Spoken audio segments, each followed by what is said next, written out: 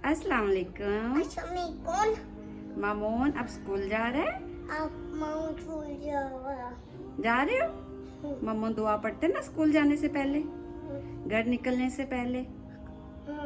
पढ़ें बिस्मिल्लाही मेरे हाल में तवक्कलतु aku अलल्लाही alahi ला la हौला halwa हौला hu हौला hau la वला wala कुव्वा kuwa ता ka इल्ला ila बिल्ला।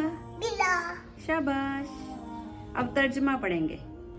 अल्लाह Allah के नाम के नाम के साथ से बेशक मैंने मैंने अल्लाह अल्लाह पर पर भरोसा भरोसा किया किया और और अल्लाह अल्लाह की की मदद मदद के बगैर के बैर ना किसी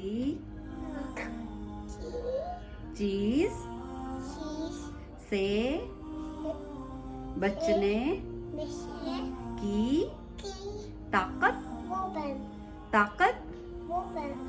ताकत बेटा पूरा पढ़ लेना फिर पहनते हैं। ताकत है और ना कुछ कुछ करने कहने की की कुव्वत। वक्त शाबाश, अच्छा बच्चा। आ जाओ भाई, गुड बॉय। जैकेट पहनी है आपने? ठंड लग रही है? फिर जैकेट क्यों पहनी है आपने? चलिए वेट करें, मामा का वेट करें ना, फिर चलते हैं।